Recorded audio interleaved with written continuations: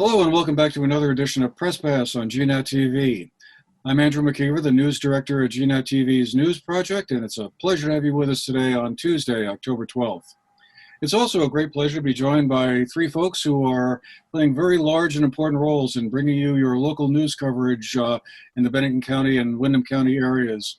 As many of you know, earlier this year, last May, I believe, the Bennington Banner, the Manchester Journal, and the Brattleboro Reformer were purchased by Paul Belligore, a businessman who lives in the Brattleboro area, and brought the three papers under local ownership under the umbrella of the Vermont News and Media Company, as the parent company is known.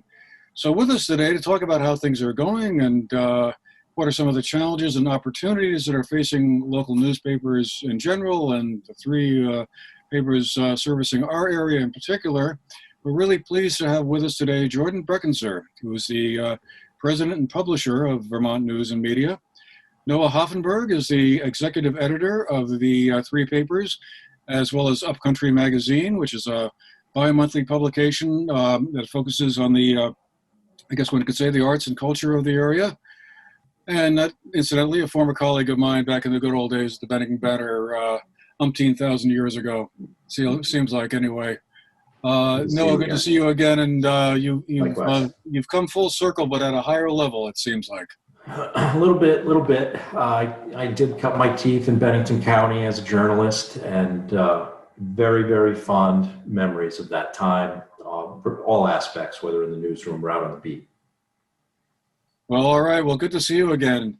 And we're also very happy to be joined by Susan Allen, who is the editor of the Bennington Banner, just started at that post, I believe about a week ago on October 4th. She brings a great deal of experience to that job, though. She was formerly the managing editor of the Barre Montpelier Times-Argus, also wrote for the Associated Press out of their Montpelier bureau, and has done many other things as well in the news business. So Susan, great to have you with us, and thanks to all of you for making the time for this conversation. Really appreciate that.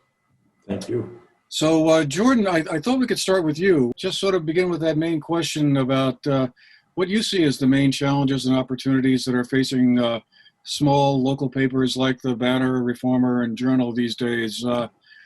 Each one of those three papers serves a slightly different market, I guess it'd be fair to say, but what have you seen so far in the, let's see, 5 or 6 months since the change of ownership has occurred?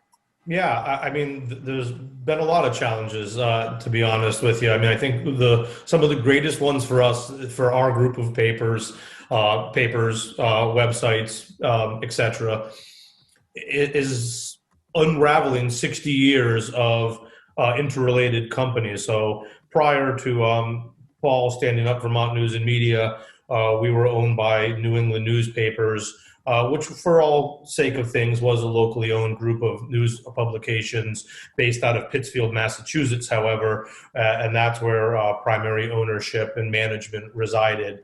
So that I kind of was the biggest challenge for the first time. And prior to that, I should say, we were owned by Media News Group, formerly Digital First Media as well, based out of Denver.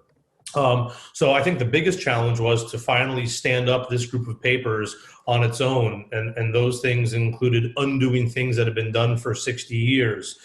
So that was our number one challenge. Number two challenge was finding the right staffing to lead this charge, myself included, but obviously Noah, Sue Allen, and several other hires that we've made. Management and ownership up until 5-6 months ago had never been local to Vermont. So most things were based either out of Denver or the Berkshire Eagle, Massachusetts office, and then those changes, implementations would be rolled out to these smaller properties. But in doing so, you gain scale, but you lose its local feeling and to some degree their own identities. So that's what we spent the last few months really doing, is figuring out how can we make local ownership, something that feels different, not just feels different for the employees, but feels different to the communities. And I think we've done quite a bit of that in a short amount of time. We really did a lot of time talking to a lot of our readers, legacy print readers, younger generation who consumes our news online primarily or through social media platforms, but finding out things that were lacking, things that either had once been a feature of the newspaper that had gone away, or things that people just have come to expect and were lacking with our group, and really identifying which ones rose to the top and finding creative ways to solve those. The challenge that we're facing, that all newspapers of our size and similar markets are facing, is how do you become all things for all people? How do you become and sustain relevancy?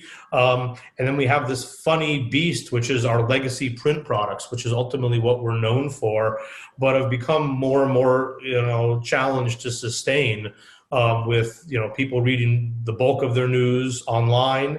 We're trading, real print dollars for digital dimes, and how do you operate with that transition? To just losing the ability to be part of a larger organization that can make things up in scale and buy services that are really important, but shared across 70, 80 newspapers, it's affordable. And how do papers like ourselves prioritize what assets it needs to be, viable today and viable in the future? So, we definitely realize that print is still a large piece of what we do every day. It's what the bulk of our reporters cover. Our ad staff goes out and sells, and ultimately it's where a lot of our paid readership falls. But, we've been following these trend lines forever, since you've been with us, Andrew, and for my, nearly 2 decades with this company. And you can really see the future, and the future is in a much more digital publishing capacity. So that, in my mind, is the greatest challenge, is how to sustain and maintain that for the time being. Certainly not looking to jump over print into digital too soon or artificially, but being able to bridge the gap and be well prepared for when we come into an era where our digital readership and our digital revenues surpass our print revenues and readerships. And that's definitely what we're focusing on now. And we do that with the help of our staff, who is uber knowledgeable, legacy reporters and folks working here, but as well as we have to do this outside of a vacuum. So talking to our readers, talking to community members, business members, really our job is to serve the community. So making sure the products that we put out are in line with what people expect from us. And I think those are the things that we're currently working on. Okay. Well, Noah and Susan, over to you here. How do you determine which stories are important ones that need to be covered either today or this hour, or what can wait till later? How has all that process changed over the past decade or so? Well, I think that part of the process hasn't changed too much, with the exception of now we get a lot more digital information and data on how stories are performing, as opposed to editors' hunches and guesswork. Hunches and guesswork and experience account for a lot when determining what's going to go in a newspaper or on a website any given day. But the data is really what kind of pushes it all home at this point. And one thing that we, and I think all newsrooms wrestle with and are learning to live and deal with and excel at, is making sure that we're producing news that is what people really, really want versus what we determine they need. I think the news industry has long determined what people want, and that's part of the reason why we see a lot of news deserts all over the country. We are a product just like for instance, just about anything you can buy in a convenience store. The paper is one of them, for instance, the print product. And if it's not compelling, if we're not giving people a palpable reason to pick it up every day, we're not thinking about our future at all. It's very short-sighted. We now, as a business, as an industry, I think we're very much in a crucial part of our existence. We're in that, right in the middle of the seesaw, where on one end is print and the other is digital. And so we have to walk and balance a very interesting line where we are catering to the needs of our established print base and constantly in this mode of feeding a news beast that is very close to 24/7.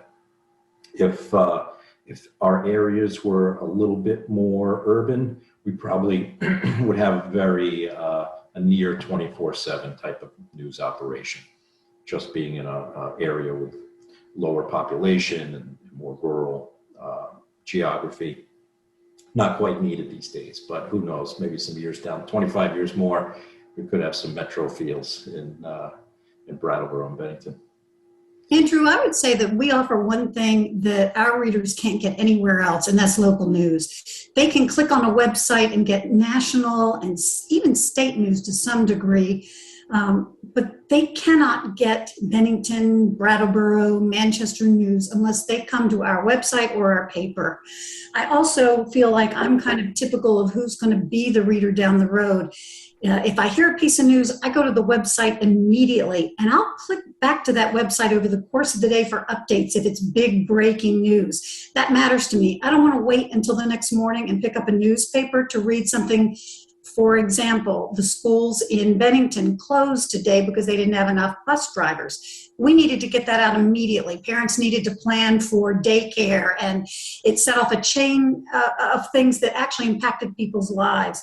And that's what the web is fabulous for. It lets us reach those readers immediately. We updated it as we got more information. We didn't have to wait until the morning they woke up and suddenly discover their school might be closed. So we are kind of blessed to have the web as, I think, our future, frankly. I'm sure our future, frankly. Yeah, I mean, I remember conversations back 10, 12, 15 years ago where the anticipation was that by 2020, let's say, the print paper would be gone completely by this point, but it seems to be still hanging in there, I guess. A lot of people still prefer to read their news in the so-called old-fashioned way, I guess you could say. But is there a point, you think, coming when, hey, it's just either too costly or just too inefficient to deliver news as rapidly as people seem to want to be able to obtain it? Yeah, I think Bennington County, Windham County, to perhaps a lesser extent, the demographics skew older, and to some extent that helps preserve our print product in a way that is can't be matched in the same way as an area that is constantly getting influxes of younger and younger folks. Vermont had, like a number of states, has long been suffering of an exodus of its younger brain trust, which leaves the audience skewing older. That will change in time in Vermont, so we are kind of in a special little geographic area here. So we're preserved in that way, but the way of the future is clearly the web. And just as a quick, for instance, we have Bennington Select Board on last Monday night.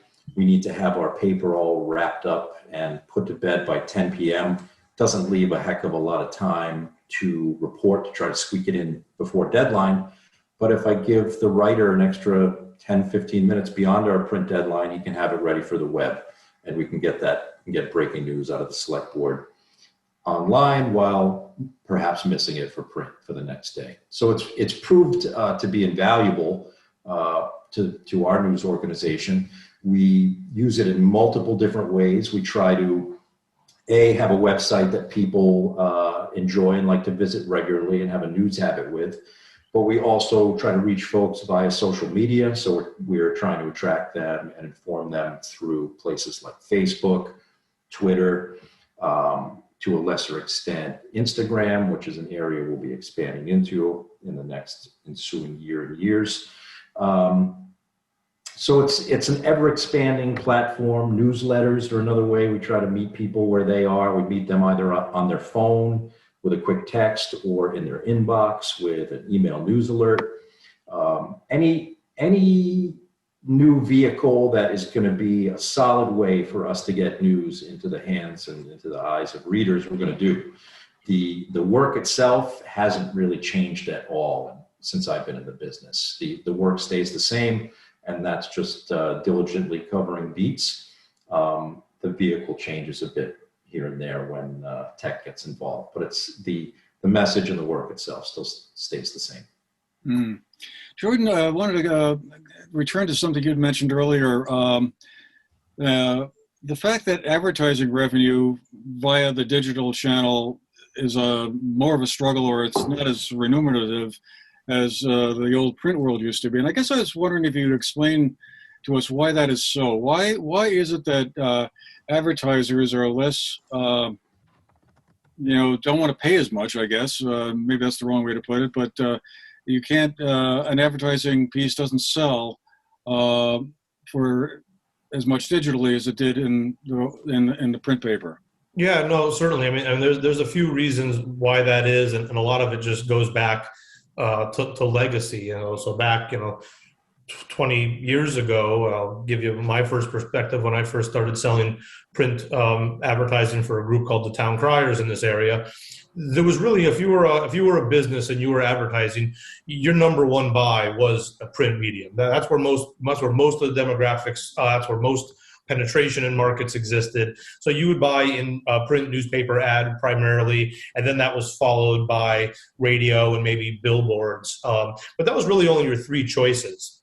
Then came along this thing called the internet. And I remember when I first went to a conference and was told we were going to have this website, and all these editors and people looking at each other like, well, why? We have newspapers. Why would we need this thing called the website? We already get our news and our advertising through our print products. And somebody said, well, it's the future. So here's what we're going to do. Whatever stories you guys do, stick them on this website. Then whatever ads you sell in the print products, allocate 10%, stick them on that website too. And that'll become so it felt more like an obligation to fulfill. And at that point, rates were established. I mean, ultimately, there's the challenge of newspapers now. It is highly costly to produce a newspaper. As we speak, the last couple screws are getting installed in a new press we're installing at our printing press at the Pittsfield, Massachusetts location. This press new was well into the millions of dollars, right? It takes many skilled workers to run this piece of machinery. The amount of space it takes up, as well as the tonnage of paper, the gallons of ink. This is a major scale operation, and I don't think people really realize that. When you get that paper in your hand for 60 cents a day delivered to your doorstep, I don't think you realize the magnitude of what it takes to put this on. So those rates were set a long time ago when there was much fewer players in the market. Newspapers received 75 to 85% of advertising spend. And then we've held on to those rates for as long as we could. Ultimately, our universe shrank. The number of people who subscribed 20 years ago is less than half of what it is now. But the cost to produce it didn't shrink. And it still is costly to operate a press, to rent the space, to hire the individuals, to distribute the newspaper once it comes out. All the things associated, quite frankly, went up in cost to produce. So we've held on to that, those rate cards and those established pricing. We just have less people playing in those sandboxes. Well, then here comes the innovation of the website, and anybody in their parents' basement with enough ability to put together a website and put content on it can now sell ads based on a per thousand based in level. So you have all these players where once it was three, in each market. Now there's dozens. Even in Brattleboro, Vermont, there's dozens of people who have blog sites, websites, can put things out and sell ads on there. And then the gorillas, obviously, the Googles of the world, where you're able to go in there in a much easier way and select your audience, select your regions, buy keywords for your business and only your business. And at the end of this campaign, see metrics and results that really told you what happened. That just shifted people's buying dynamics and where they put their money. So, those are the reasons where we talk about, print dollars. It was costly to buy a full page in a paper, and it's still costly to buy a full page in a paper because it's costly to produce that full page in the paper. It costs fractions of cents to build a website, develop an audience channel behind it, and find a way to monetize it with ads. So really, it's those two factors playing together that really dictate what we get from advertisers and what people are willing to spend in print versus online. And I will say one thing, and I say this back to the reason that Paul Bellegor bought our papers when he approached me almost a year ago now. It was because he realized that when we covered something, and it wasn't a paid ad, but when we covered an acquisition of his, when we covered a building that was being purchased and renovated, he had more reaction, he had more response when something ran in print than all of the web coverage that he had about things he's been doing here for nearly a decade. So I think that shows you the value of the print newspaper. It's trusted, whereas the web, like I said, anybody in their parents' basement can start a blog or a site. It's trusted. Our papers have over 125, 50 years in many cases worth of history behind them. And people who tend to read newspapers tend to be, educated, intellectual, ingrained in their community. So I think there's a response difference between when you place an ad or an announcement in a newspaper versus when you put it out on the web, and who sees it and what kind of response you get from that. Susan, back to you, if I may, for a second. What's been unique about Bennington that you've noticed so far in the relatively short time you've been the editor of the Banner? Bennington is a very close-knit community. It's a tight community. It's a hardworking community. It's bouncing back from COVID. The downtown is doing a lot better. They have new businesses coming, which is very exciting. In my mind, the morale is high in Bennington. People are feeling good about the direction that the town is going. The whole county is going. It's a very positive place to work and to deal with people. They're taking a survey of all the citizens and people who work in Bennington to try to get a sense of how people feel about their community, what's working and what isn't working. And they acknowledge that because of COVID, they're getting much more candid and thoughtful answers because the community has really bonded in a crisis over the last 1.5 to 2 years. They are very prideful of local news. We try to keep all local news on the front page and as much local news inside as we possibly can. And that means a lot to those readers. I don't think they're unique in that. I'm sure Brattleboro is feeling the same way, and probably the Times-Argus, where I came from, is feeling the same way. But I would say that's what I've learned with the Bennington Banner is just I'm dealing with a close-knit community that cares very, very much about itself and its businesses and its schools and its newspaper. This paper matters to people, and when we change things, we hear. That's a good thing. That's because they care a lot about it. So I have no complaints about that. And you're changing the location of your newsroom, too. I gather you're not quite yet into the new location next door to the old building? Right next door. We're going out one door and in another. And, you know, it's funny. That sounds like it's just a physical move where we will just sort of pick up our desks and go next door. It's not. It's what's happening in downtown Bennington. Businesses are looking up. They're improving, they're renovating. There's a restaurant next door, there's a brew pub. It's exciting. They have weekend festivals. We are part of what's going on in downtown Bennington. We're a part of the community. We're a part of the economy. And I think the new location is more than just walking a few steps down the sidewalk. It's a real symbol that, like the rest of downtown, we're also feeling strong and part of that community. So Noah, let me throw this one to you. Sure. We've all mentioned COVID at one point or another. The last 18 months or so have been challenging for everybody in one way or another. How has COVID impacted or affected how you guys go about covering the news? Is it just a case of more folks or everyone's working remotely, or more to it than that? It's there is a lot to it. We journalists, newspaper employees, whether you're press room or selling ads, we're all affected by the pandemic, just like regular folks, civilians in the who are not news. On top of that, part of our jobs for many of us is having to go out there no matter where the news is, whether it's in the ER in a local hospital during a pandemic, accident scene, local school doing a story on a combination of hybrid learning of in-class, remote. So we're out there with the public. We have employees who have employed almost any work permutation you can think of. We had some folks who held down the fort in the newsroom and worked the entire pandemic from the newsroom. We've had other folks that have worked entirely, and in some cases are continuing to work entirely remotely these days. And we also have probably the biggest bunch right now is the mix. Folks who are here either between half-time or near full-time, coming into the office and working a little bit from home. There's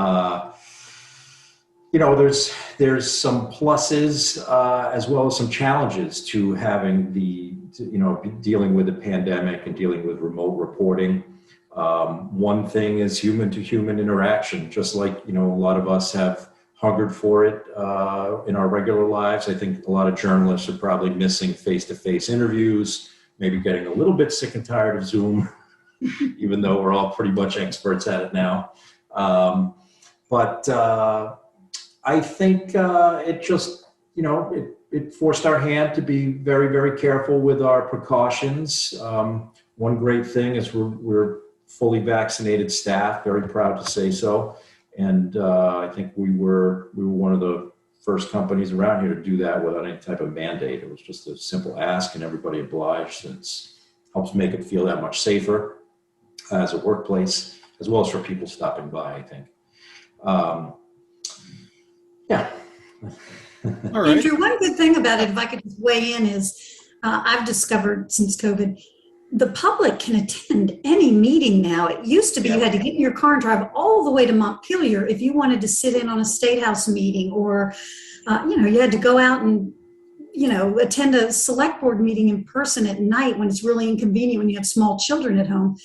You can attend almost any meeting now you want via Zoom and know what's going on in your community without leaving home, which for a lot of people is very freeing and has changed their world a little bit.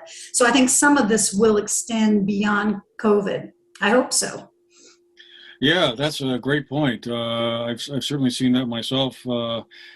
Being able to kind of do interviews or have conversations with people that, in the past would have involved a drive to Montpelier or Burlington or somewhere, or they would have had to come down here, which would have meant waiting until they had something else to do, probably as well. So it's really been a sea change in how that all gets done. Jordan, let me just throw the last question we'll probably have time for today. How has that affected advertising? Have you seen any impact around that in connection with where advertising revenue comes from? Absolutely. I mean, in the first 3 months of the pandemic, over a year ago now, we saw immediate cancellations of some of our largest buys. So we had a 50% reduction to our ad revenues year over year for about 3 to 4 consecutive months.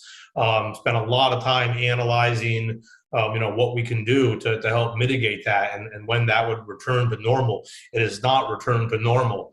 Lots of businesses, despite, efforts from the government with loans and stimuluses and grants, are still making choices about how do they spend their dollars. And do they do that to retain employees and keep their lights on, or do they fund, marketing and advertising? And at a time when you're having challenges just getting employees to show up to keep your doors open, how much money do you want to invest in advertising to get people to show up? So, we have always been so closely attached to the businesses that support us in advertising. We feel it when things are good and we feel it when things are bad. And things have been incredibly challenged for the last year and a half. And unfortunately, with little, blips on the radar, it has not returned to pre-COVID times yet. And it probably won't. It'll be a very slow transition. Well, we'll have to leave that all there for today. Boy, interesting times indeed in the newspaper and news world. But I wanted to thank you all again for making the time for being with us today.